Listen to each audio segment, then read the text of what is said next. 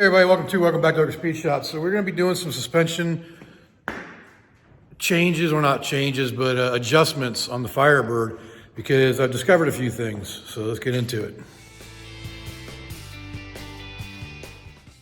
Yeah, some of the main things I discovered when I installed new shocks and springs on this is the springs are 375 pound weight springs. And if you look, that has no give whatsoever. And the shocks are set at their lowest level. So when driving it, it's very noticeable, it's very uncomfortable to drive. Now if I were racing, it'd be good for that, but I'm not racing it. So I want it to be more comfortable to drive on the street. So that's gonna be one. The next thing I discovered is, actually I think the easiest way to show you will be using a tape measure. Down here, I've noticed the distance from the front to the rear is shorter on this side. So, I'm sorry, maybe it's more on this side, but it's a 5/8 difference. So if you look at that, we have three and about 3 1/8. Now if we go over to this side, taking the same measurement, and you'll see we are at 2 and less, 2 5/8. Yeah, about 2 5/8. So this side is 5/8 of an inch closer to the front. So we need to do some adjustments. And one of the ways we can adjust it is the old spring pockets for the original leaf springs. I'm going to loosen them up to see if those are if I can move them back and forth or not to get that centered up. And the next thing we'll have to do, if that doesn't work, is I'm going to have to talk to Ridetech and have them send me some adjustable lower control arms so I can adjust them. I think I'm going to do that anyways, just because I want even this side to be centered more towards the back. You can see the gap difference there to there. So I kind of want to center that more in the rear. And it also gives me more adjustment on the upper control arms to set pinion angle. Because right now I am maxed out on setting the uppers. So they can't go any further. But if I move them back, they'll give me more adjustment that way. So that's what I'm going to do on this video. I'm going to get the springs. Hopefully they come tomorrow. Shipping's saying Tuesday and Wednesday. So I'm not sure on that. And it's Sunday today, so hopefully they come tomorrow. They're actually in Oklahoma City, which means they should be here tomorrow. But you know how deliveries go. So that's what we're gonna work on and get this thing jacked up and first play around with the spring perches, see if we can get those to even out. And if we can, then we're good. But if not, then I'm gonna have to talk to Ridetech and get those lower control arms sent out.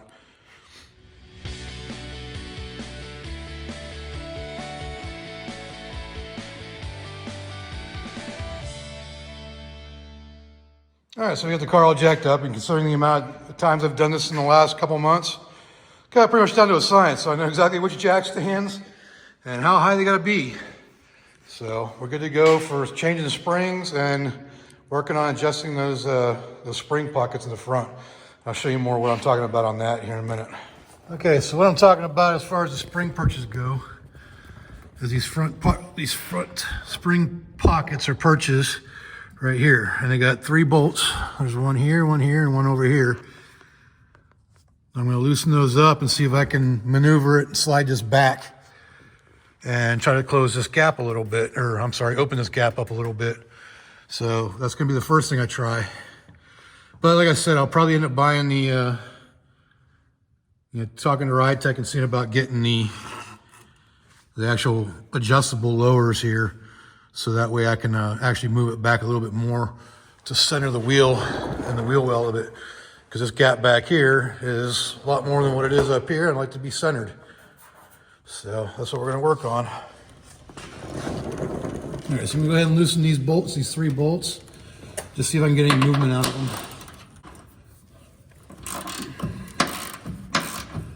Definitely don't want to take them all the way out because these are a pain in the butt to line up.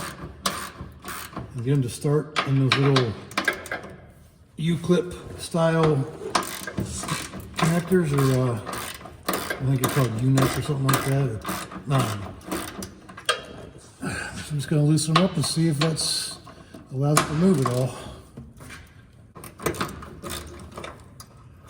And that's definitely loose.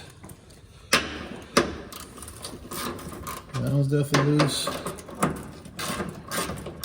And that one's definitely loose, and it's got a broken washer. Wasn't that awesome? Those are the factory bolts. So let's see if we can actually pry bar this back and make it move at all. If we can, cool. If not, like I said, we'll be talking to Ridetech this week.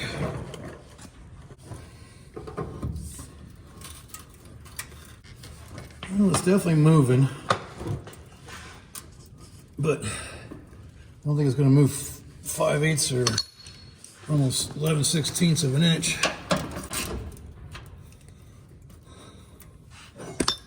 Oops. Smack the crap out of you guys.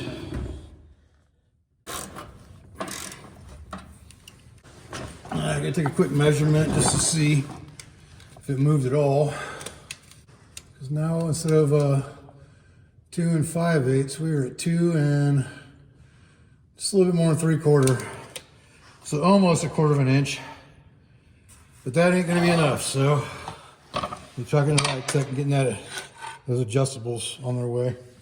All right, so we're back into the car here, and we're gonna get ready for the springs that are coming tomorrow, even though they're only 30 freaking minutes away from my house. They didn't get on the truck today, even though they made it here yesterday, but whatever. I'm not gonna complain about UPS being weird about how they deliver stuff, but we're gonna get into removing these springs so they're ready to come off or ready to go on when the new ones come.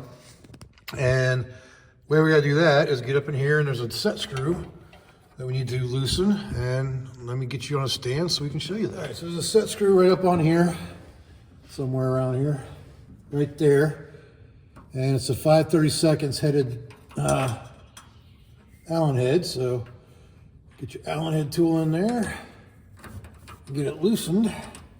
One thing about these set screws, they're very important not to forget to tighten these down on these Ridetech shocks. Because if you're not tight, this collar will pop and ruin your threads, ruin your collar. So you have to replace the shocks if that happens. So make sure that thing is tight when you're done adjusting it. All right, so it's loose enough now to where I can spin it. I'm gonna spin it all the way to the top, and that's gonna take a while, so I'm gonna skip ahead. All right, so now I got them all the way to the top. You see I got plenty of room there. The reason why I went all the way to the top, because the new springs I bought are actually 10-inch, and these are 8-inch. So it'll give me more room for adjustment to actually adjust the ride height. Because these are at the bottom, you know, at the max length that they can go. So I can't go any higher. And I can't go any lower. Well, I could go lower, but I don't want to go lower because then I'd be up in the wheel wells. So now that that's off there, we got to remove this lower mount. And going to remove the dial, make sure it's dialed all the way in so it has enough clearance to remove this little adapter here, and I'll show you that when we get to it. All right, so to get this off, just use a Torx 10, so a T10 Torx bit. Allows you to get the little dial off. Ooh, try not to lose that little screw because those are hard to replace. Come up here, there's a little clip right here that you got to take off. Get that off. And I'm going to go ahead and remove the shock. I already loosened this, or I had it loose. So I remove the shock mount. Just makes it easier to get that clip off the shock. Pull that off and get the clip off. So now I can take this bottom shock or spring mount off, and it fits over here. That's why we had to screw that in all the way. And then out come the springs, and voila, that's all it takes. Get that side off now, all the parts right there. So just gotta wait for the springs to get here tomorrow. And Dick, you are a dick. You truly are. All right, so I ran into another problem I gotta fix. So if you look at this, the motion that I have as far as movement of the upper mount on the shock, see how it ends up being, you know, out a little ways on that side there. Well, as it lifts up, these shocks move outward. Problem is, that's the max it goes. So it needs to be able to move a lot better.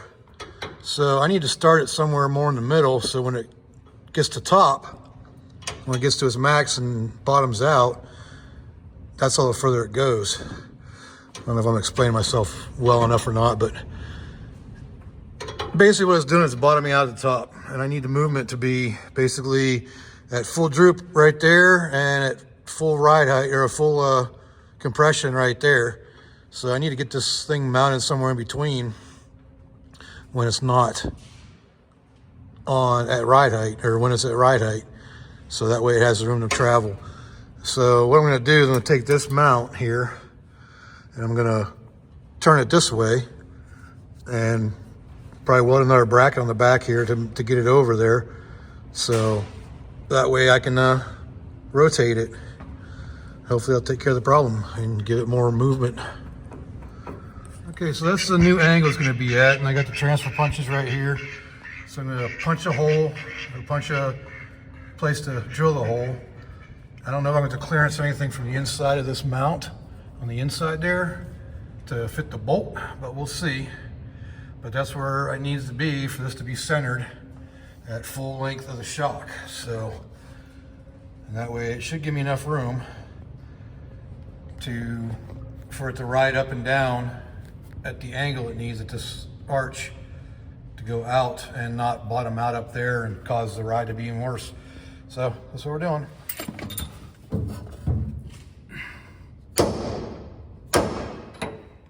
So yeah, right there is a little tiny punch. So that's where I gotta drill.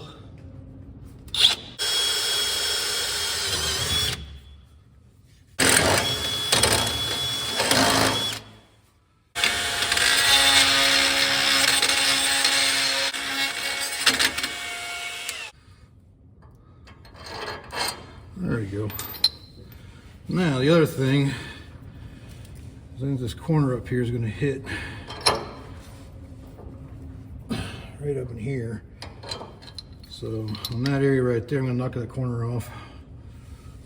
All right, so I just took the little corner off right there with the flap disc, and that should free it up from hitting. Guess we'll start with the top one just to see if the nut will even go on. Oh, I think it's going to fit.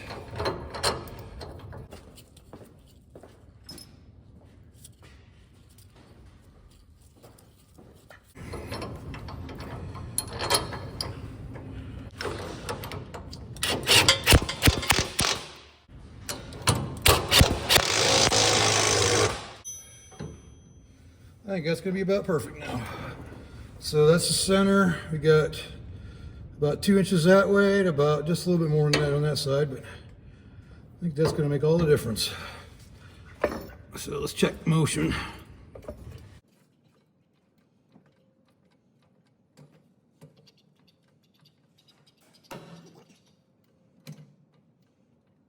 All right, that has motion all the way out now.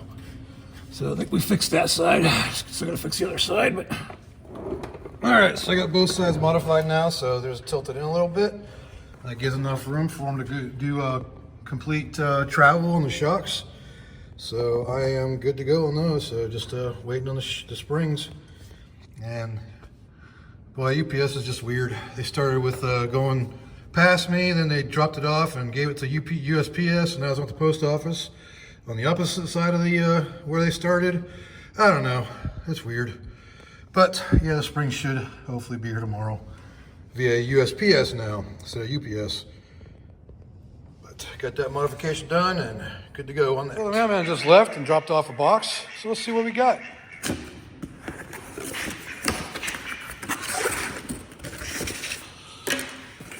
Oh, their iBox. Awesome. Let's get one open. Compare them to the other ones. Yep, 10 inch compared to 8 inch. These are $250 compared to $375. So next thing we got to do is get them installed. And hopefully it'll smoothen out our ride a little bit. All right, let's get these springs installed so we can get this car back on the ground. First things first, let's put the little plastic bushing thing, whatever you want to call it, on there. The next one,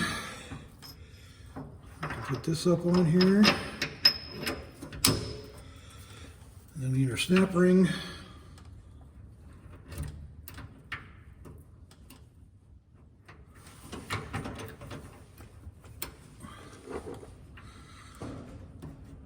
It just snaps up in there like that. And voila. So we just spin this back down. I'm just going to spin it till it's taut so I can get an idea of our height after this.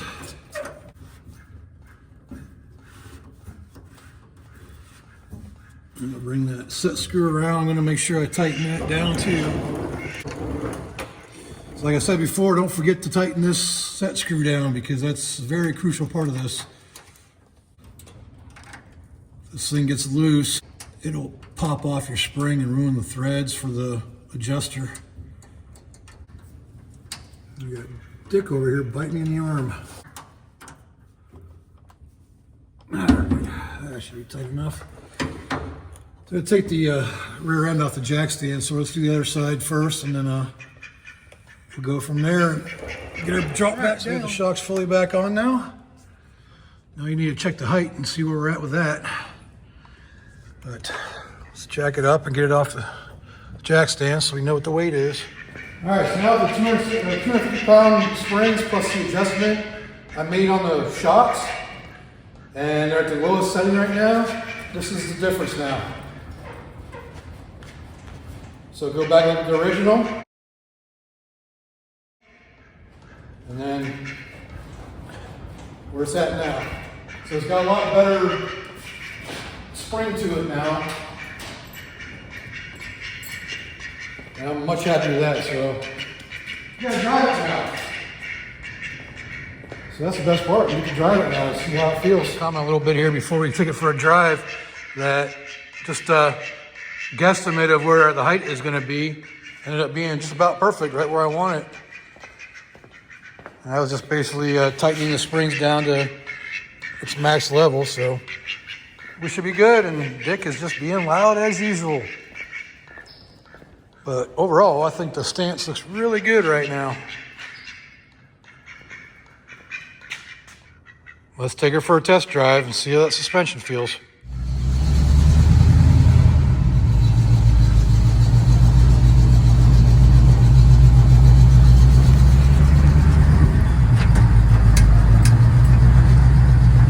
Try to get the duck out of here so you wouldn't get run over, but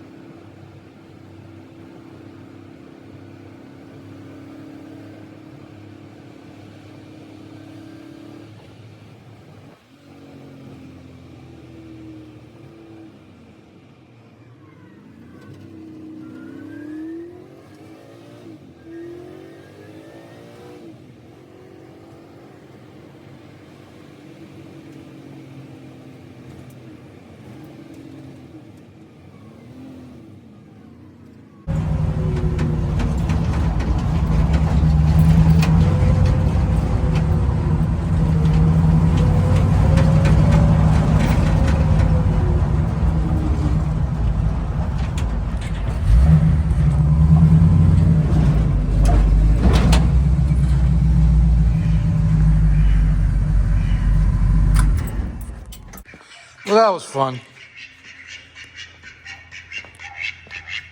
Probably definitely go a little stiffer on the suspension still, but